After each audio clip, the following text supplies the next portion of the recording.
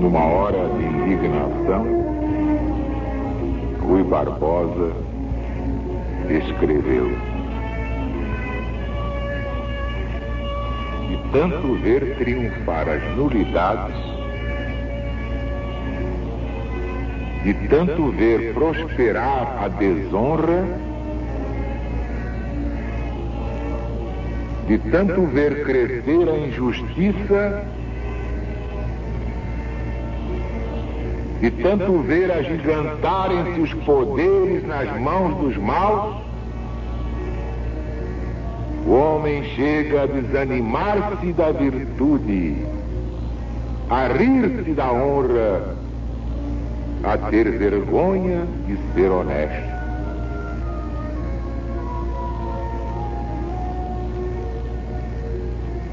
E realmente é isso. Porque só vencem no mundo aqueles que fazem o jogo de Satanás, o anfitrião do planeta, até o fim deste ciclo. Os que preferem as vitórias fáceis, gostam dos títulos e das medalhas e compram as honrarias para alisarem a sua própria vaidade, o seu incurável narcisismo.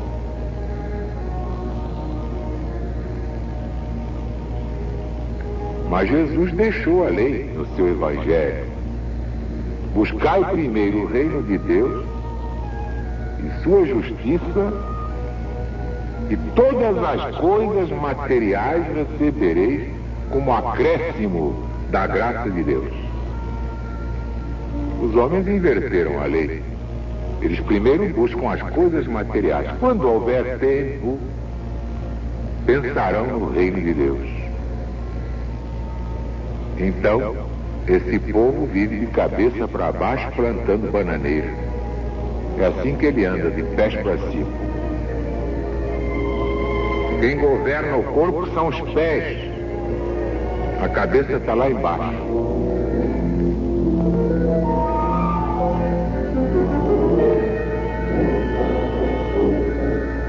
É um espetáculo que não se circunscreve a esta ou aquela nação. Isso é no mundo inteiro.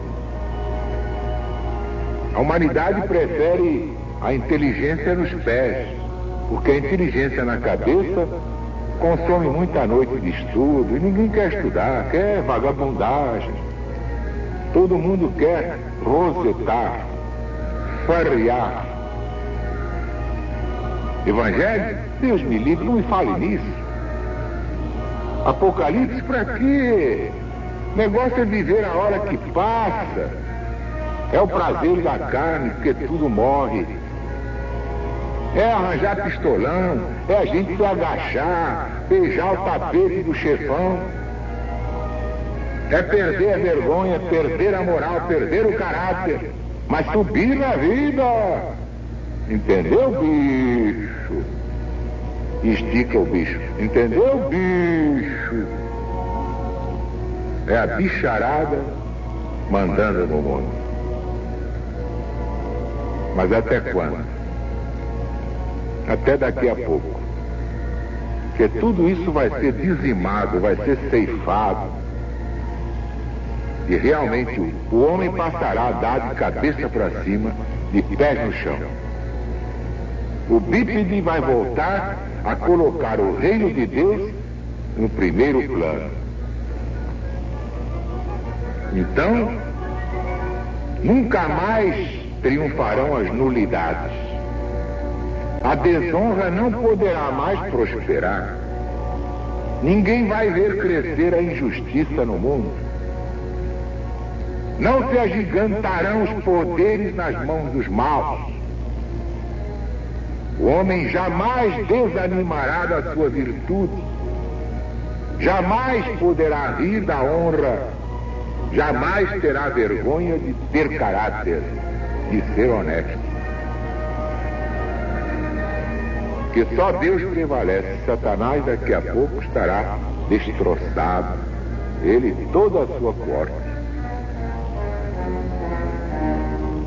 Vamos, portanto, ao trecho de hoje do livro que nos traz toda essa verdade. O Apocalipse de Jesus segundo São João.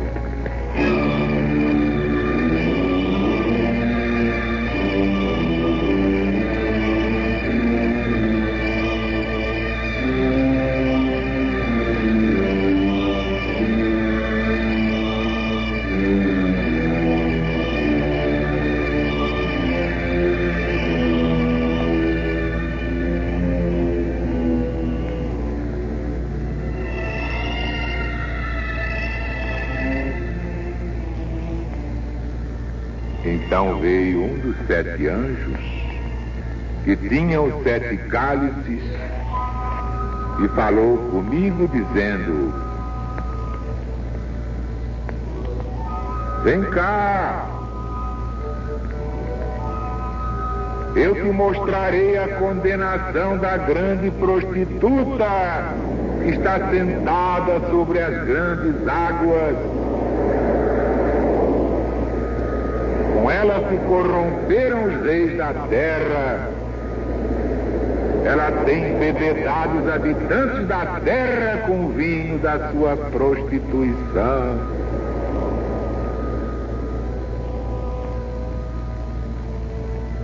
Depois me arrebatou o espírito ao deserto e vi uma mulher sentada sobre uma besta de cor escarlata, cheia de nomes de blasfêmias, e tinha 7 cabeças e 10 chifres. E a mulher estava cercada de púrpura e de escarlata, e adornada de ouro e de pedras preciosas e de pérolas, tinha uma taça de ouro na sua mão, cheia de abominação, cheia da imundície da sua torpeza.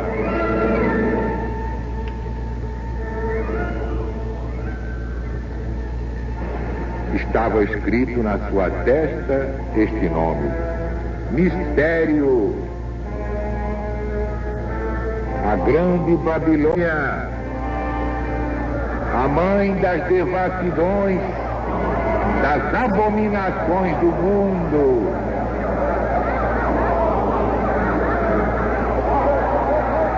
E eu vi essa mulher embebedada do sangue dos santos, do sangue dos mártires de Jesus. E quando a vi, fiquei espantado, com grande admiração. Então me disse o anjo: por que te admiras? Eu te direi o mistério da mulher e da besta que leva e que tem 7 cabeças e 10 chifres. A besta que tu viste era e já não é. E ela há de subir ao abismo e há de ser precipitada na perdição. E os habitantes do mundo, cujos nomes não estão escritos no livro da vida, desde o princípio da terra, viverão de pasmo quando virem a besta que era e já não é. Isto tem sentido e tem sabedoria. As 7 cabeças são 7 montes, sobre as quais a mulher está sentada. São também 7 reis. Morreram 5. Ainda resta um. O outro ainda não veio. Mas quando ele vier, convém que dure pouco tempo.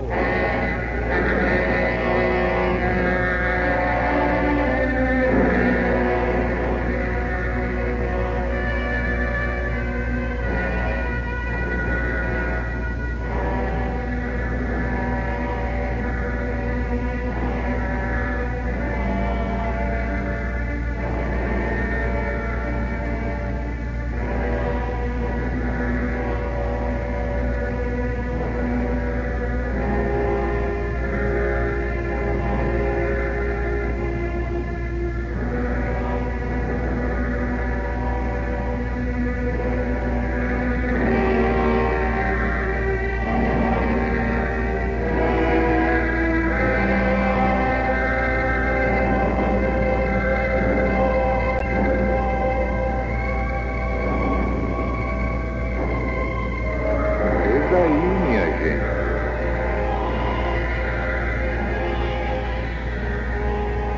Este é o Apocalipse de Jesus segundo São João.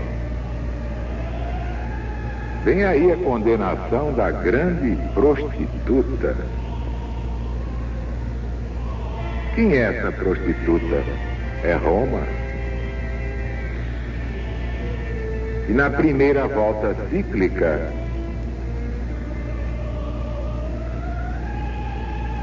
é esse Império Romano arrasado por Alarico.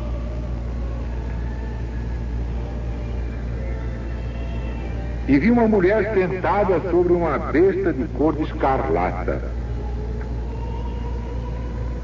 Bem, a cor de escarlata, todos veem logo que é a cor do império e dos imperadores, e ao mesmo tempo significa o sangue, as crueldades. São João revela claramente que a besta e a mulher no seu fundo são a mesma coisa.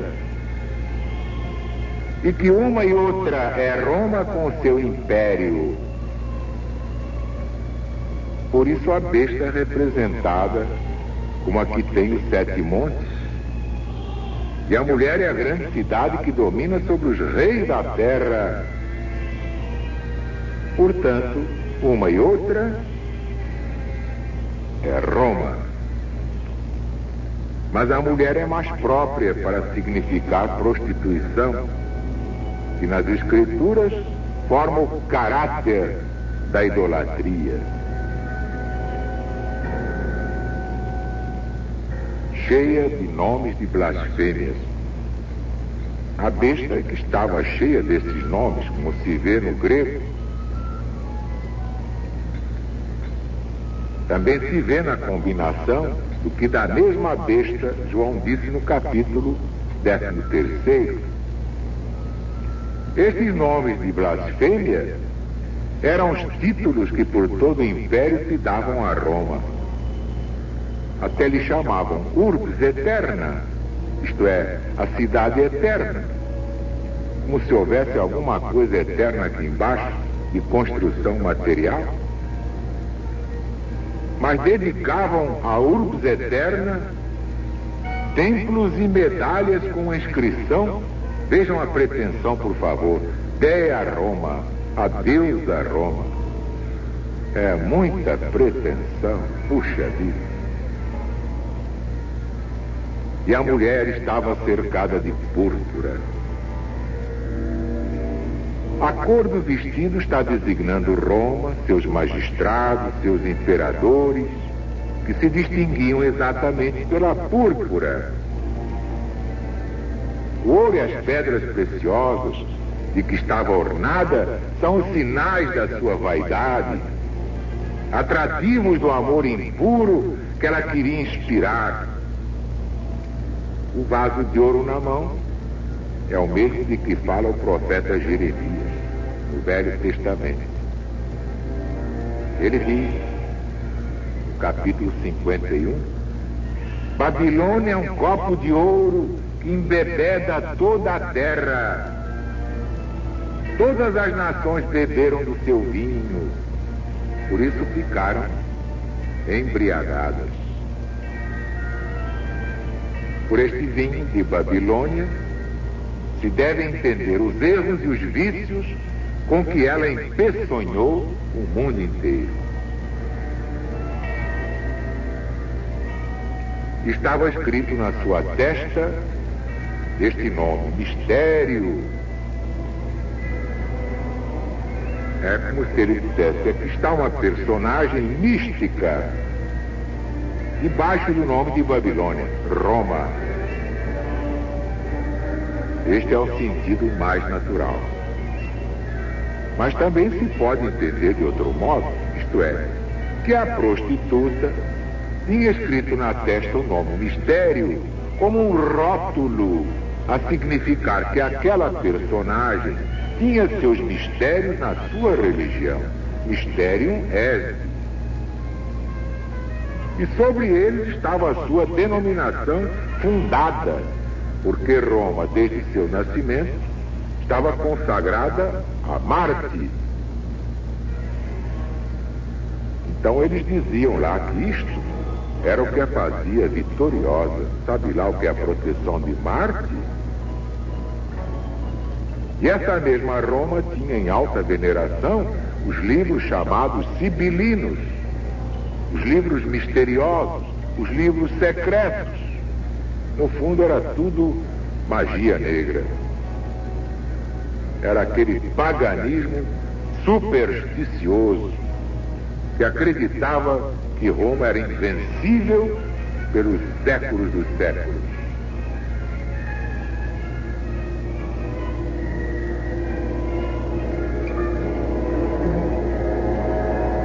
A grande Babilônia. Babilônia na Escritura é a terra das falsidades. É um monte infestado que corrompe o mundo. É o mesmo profeta Jeremias, no seu capítulo 51, e em outros capítulos, como 25, 47, os seus ídolos, seus encantamentos, seus malefícios, suas adivinhações, estão apontados em todos os profetas, mas particularmente no profeta Isaías, capítulo 47, versículos 9 a 12. Daqui vocês podem ver com quanta razão o evangelista profeta nos representa Roma debaixo do nome de Babilônia, porque tinha todos os seus caracteres de prostituição, que começa na idolatria. Era e já não é. Por quê? Porque a besta, isto é, Roma, com a sua idolatria, enquanto tinha 7 cabeças, isto é, os 7 imperadores gentios, era, isto é, subsistia. Era porque subsistia. E essa mesma besta que era, já não é, pela razão que se aponta no versículo 10. Já vamos ver. 7 cabeças são 7 montes. Ora, todos sabem que Roma é a única cidade no mundo fundada sobre 7 montes. Primeiro, Capitoline. Segundo, Palatino. Terceiro, Aventino. Quarto é o Célio. Quinto, o Esquilino. Sexto é o Quirinal. Sétimo é o Viminal. O que é preciso mais para identificar a prostituta? Também são 7 reis, sim, como já vimos no capítulo 13, 7 imperadores que fizeram a perseguição aos cristãos. Aurélio Diocleciano, Maximiano Hercúleo, Galério Maximiano, Constâncio Cloro, Maxêncio, Maximínio e Licínio, dos quais morreram, isto é, ao pé da letra, caíram sim.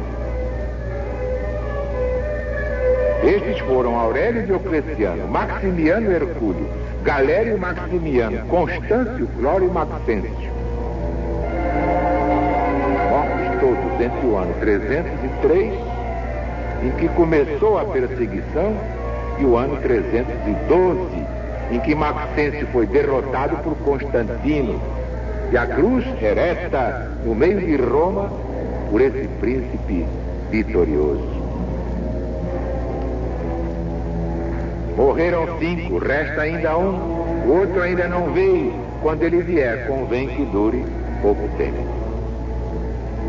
Resta ainda um, sim, era Maximino. Sobreviveu aos 5. O outro ainda não veio, e este era Licínio, o qual sim já era imperador desde o ano 307, mas não tinha ainda tomado o caráter que lhe é próprio nesta profecia de ter exercitado particularmente, depois de todos os outros, uma perseguição de que somente ele foi o autor contra os cristãos. Então, portanto, e no primeiro tempo que São João aqui olha, isto é, no tempo de Constantino, Maximino e Licínio estavam cumprindo a sua missão. O mesmo Licínio, tão longe do caráter particular do perseguidor. Aí, pelo contrário, concordava com Constantino, e os editos que saíam a favor dos cristãos saíam de comum acordo entre os dois príncipes. Basta ver Lactâncio, que é a voz da história, Eusébio, outra voz da história. Longe de ser perseguidor, foi Licínio, por esse tempo, honrado com a aparição de um anjo. A oração que este bem-aventurado Espírito lhe dictou para invocar o verdadeiro Deus foi publicada em todo o exército. E é esse mesmo Deus, Licínio, deu as graças em Nicomédia pela vitória que fizeram alcançar de Maximino. E neste estado permaneceu Licínio todo o tempo que Maximino durou este mundo, continuando a perseguição que foi até o ano 313. E quando ele vier, convém que dure pouco tempo. Por quê?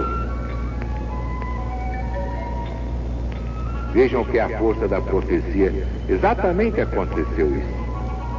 Foi o que aconteceu ao pé da letra. Licínio, depois de favorecer por tantos anos e por tantos modos o cristianismo, tomou enfim o caráter de perseguidor no ano 319.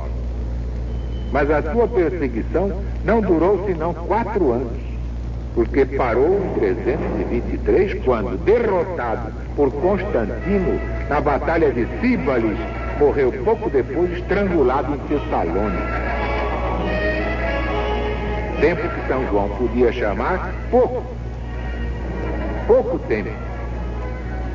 Importa que dure pouco tempo. Pouco tempo em comparação ao muito que durou a perseguição de Diocleciano. Mas o que é que vemos aí?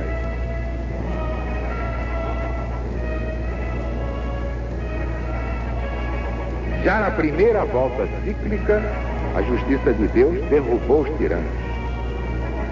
Mas depois os perseguidos passaram a perseguidores. Hoje perseguem a LBV, os novos romanos, os novos imperadores da religião, vão ser todos destroçados pelo poder de Deus. Aliás, toda religião tem seus Neros, seus Calígulas, seus Dioclecianos, seus Domicianos. Todos os credos religiosos têm as suas eminências pardas. Mas todos serão destruídos. Quem não estiver com Deus na pureza do Cristo, já está com seus dias contados. Brevemente, ninguém mais terá vergonha de ser honesto. O Barbosa vai reformular a sua sentença. O homem terá ânimo com a sua virtude. Se orgulhará no bom sentido da sua honradez. Jamais se envergonhará de ser honesto. E esses são os que estão com Deus, têm a bênção de Deus e reinarão sobre todas as nações. Viva Jesus!